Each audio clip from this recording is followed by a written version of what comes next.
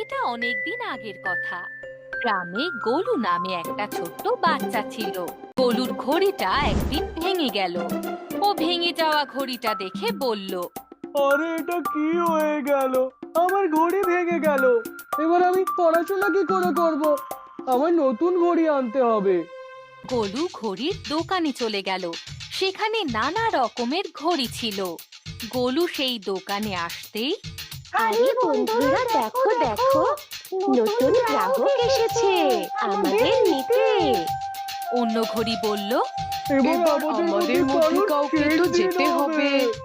একটা ছোট্ট লাল রঙের ঘড়ি ওখানে ছিল। ও খুবই ঝগড়ুটে ছিল। ও সবাইকে বলল, দেখো, আমি এখানেই থাকবো। আমি একদমই ছোট আর অনেক পুরনো, সেই কারণে আমাকে এখান থেকে কেউ নিয়ে যায় না। গোলু সব ঘড়িগুলো দেখতে লাগলো। তখনই সেই ছোট্ট লাল ঘড়িটা তার চোখে পড়লো। আমি এই জন্যই এটা নিতে চাই। আর এইভাবে গোলু সেই লাল ঘড়িটা কিনে নিল। ও লাল ঘড়িটা সঙ্গে নিয়ে যেতে লাগলো। তখনই সব ঘড়িগুলো ওকে বলল, ঠিক আছে বন্ধু, এবার তুমি কার সাথে ঝগড়া করবে? আর লাল ঘড়িটা খুব রেগে গেল। যখন ও ঘড়িটা নিয়ে বাড়ি পৌঁছলো, ভীষণ ক্লান্ত হয়ে গেল। চলো এবার একটু বিশ্রাম নেওয়া যাক, সকালে উঠে পড়বো। আমি এতে অ্যালার্ম ঠিক করে দিই। গোলু নিজের ছোট্ট ঘরে গভীর ঘুমে আচ্ছন্ন হয়ে পড়ল। শান্ত ও নিস্তব্ধ ঘরে শুধুমাত্র ঘড়ির টিকটিক শব্দই শোনা যাচ্ছিল। টেবিলে থাকা লাল ঘড়িটা নিজের কাঁটাদের উদ্দেশ্যে বলল, আমার কাঁটাগুলো, তোমরা তৈরি হয়ে যাও। আমরা এই ছোট্ট ছেলেটাকে বিরক্ত করব, তাহলে এ আমাদেরকে আবার সেই দোকানে ফেরত দিয়ে আসবে, বুঝলে? হ্যাঁ হ্যাঁ, ঠিক আছে। ঠিক আছে। তখন বড় কাঁটা ছোট কাঁটাকে বলল, গোলুকে দেখো, ও এখনো কিভাবে নিশ্চিন্তে ঘুমোচ্ছে। ওকে ঘুম থেকে তোলার দায়িত্ব আমাদের দিয়ে রেখেছে।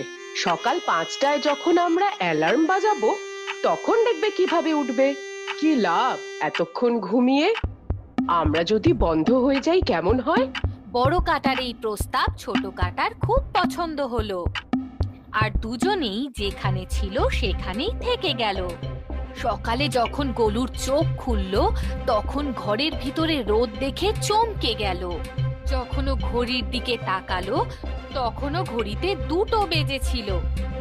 গোলু ভয় পেয়ে বলল, ও, আজ তো এই ঘড়িটা আমাকে ঠকিয়েই দিল।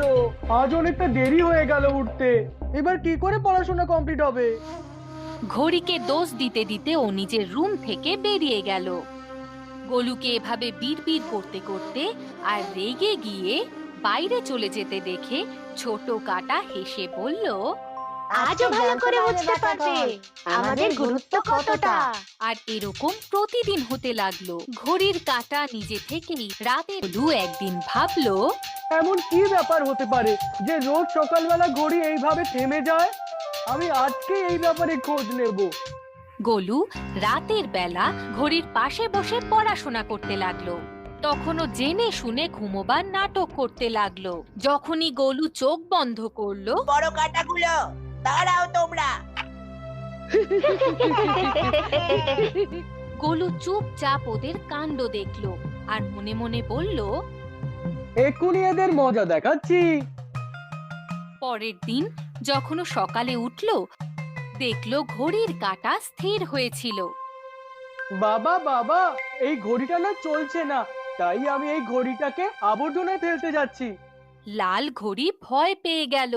গোলু বাড়ির বাইরে ঘড়িকে সঙ্গে নিয়ে গেল।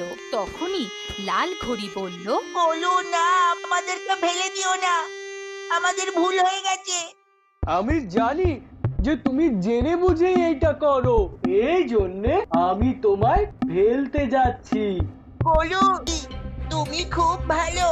আমরা আমরা আর এসব করব না, আমাদেরকে ক্ষমা করে দাও। গোলু ঘড়িটাকে বলল, একটা শর্তে, আজ থেকে তুমি আমার বন্ধু, আর তুমি আমার সাথে সব সময় থাকবে। হ্যাঁ হ্যাঁ, একদম, হ্যাঁ সত্যি। আর এইভাবে দুজনে একসাথে থাকতে লাগলো।